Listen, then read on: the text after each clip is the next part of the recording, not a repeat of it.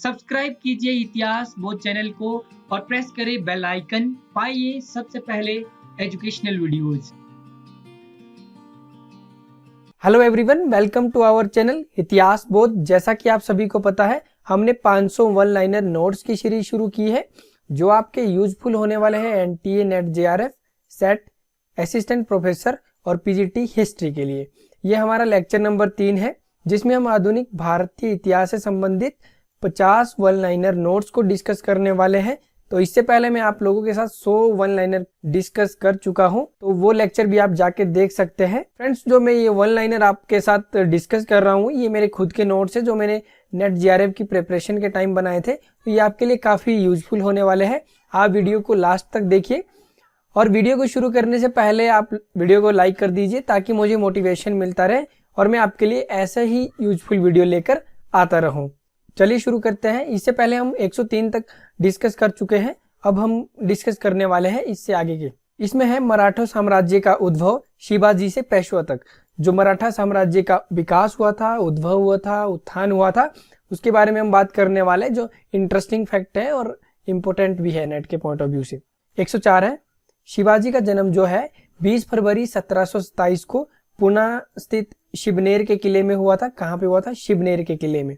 शिवाजी के गुरु थे दादाजी कौंडलदेव। शिवाजी ने हिंदू पद पादशाही की जो उपाधि है धारण की थी।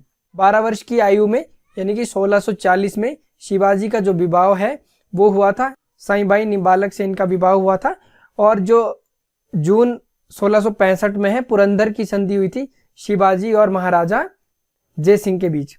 तो इस संधि की क्या शर्तें थी इसके बारे में हम बात करने वाले हैं। संधि की शर्त थी कि शिवाजी को अपने 23 किले क्या है मुगलों को देने होंगे। जो उनके पास 23 किले हैं वो क्या है मुगलों को देने पड़ेंगे।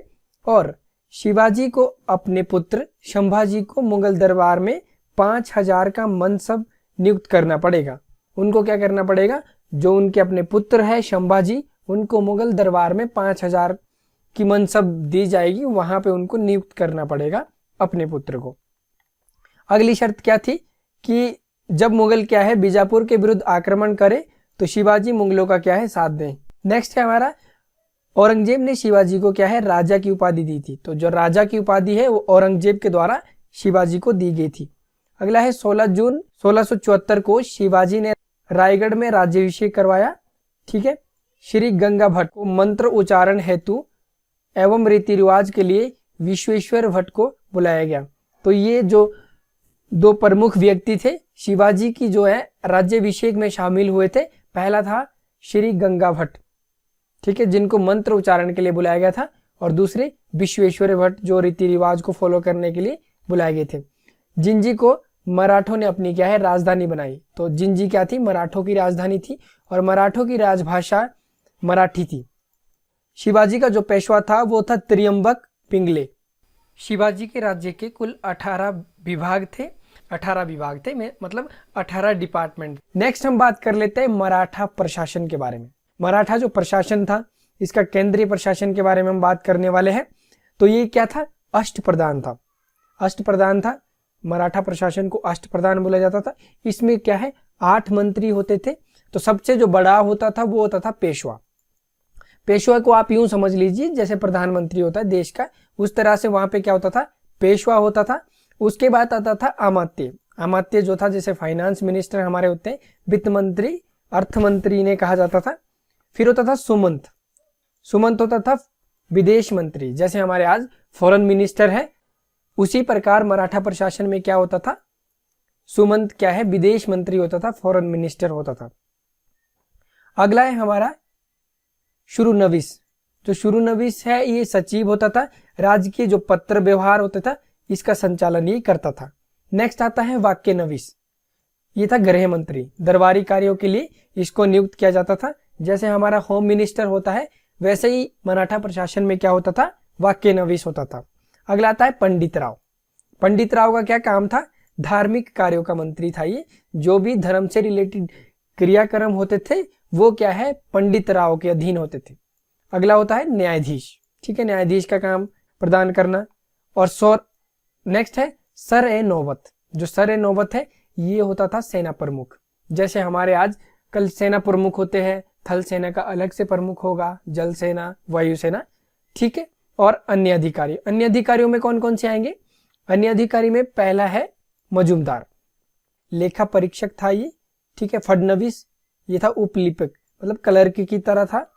और जमादार, जमादार जिसके पास पैसे जमा होते थे, यानी कि खजांची का जो काम करता था वो था जमादार। अगला आता है चिटनिश, जो चिटनिश था ये पत्रकार लिपिक था, पत्रकार से संबंधित क्लर्क था। और कारखानों का जो रक्षक करता था वो था रसद अधिकारी, उनको बोला जाता था रसद अधिकारी। अगला है पोटनिस, पोटनिस जो था वो था रोकड़िया था, जो रोकड़ भाई को संभालता था, जो भी मतलब लेन देन से संबंधित आपके रजिस्टर्स हैं उनको ये संभालता था। अब हम बात करने वाले हैं मराठों ने प्रांतीय प्रशासन को 4 भागों में बांटा था।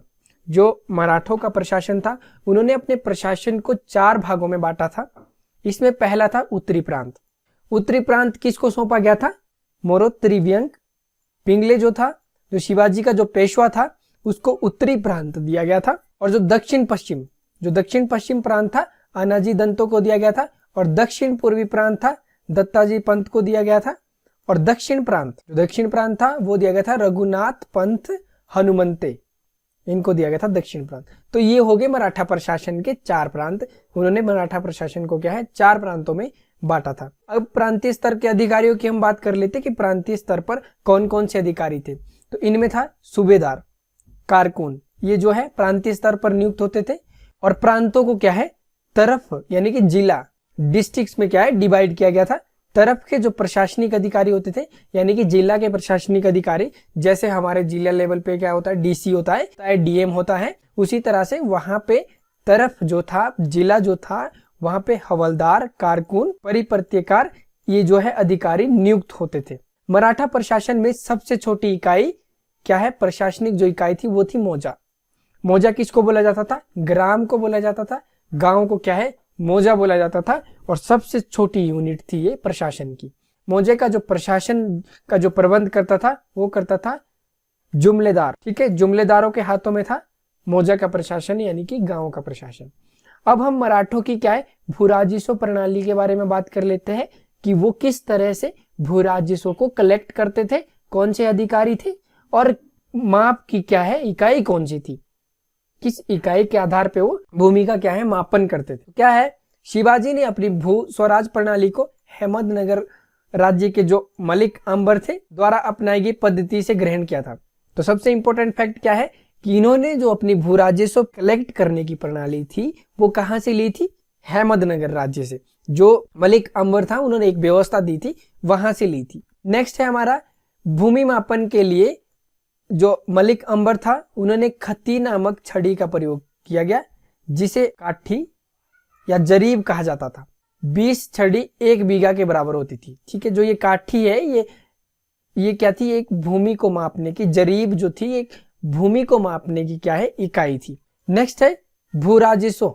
भूराजस्व था वो उपज का 1/3 लिया जाता था यानी कि 33% वार्षिक निर्धारित किया गया था। तो फ्रेंड्स इस वीडियो में इतना ही। अगर आपको मेरा काम पसंद आता है तो आप YouTube पे मुझे ज्वाइन कर सकते हैं। वहां पे ज्वाइन बटन पे आप क्लिक करके मुझे क्या है सपोर्ट कर सकते हैं, हेल्प कर सकते हैं, ताकि मैं आपके लिए यूजफुल वीडियो लेकर आऊं। ठीक है फ्रेंड्स, आप हमें टेलीग्राम पे भी ज्वाइन कर सकते हैं। इतिहास बोध सर्च करके आप टेलीग्राम ग्रुप ज्वाइन कर सकते हैं। वहां पे आपको लेटेस्ट नोटिफिकेशन जो है मिलता रहेगा। हमें आप फेसबुक पे भी ज्वाइन कर सकते हैं। वहां पे इतिहास बोध पेज है, उसको आप लाइक कर सकते हैं। और इतिहास बोध ग्रुप भी है, उसको भी आप क्या है ज्वाइन कर सकते हैं। तो फ्रेंड्स तब तक के लिए मुझे दीजिए इजाजत।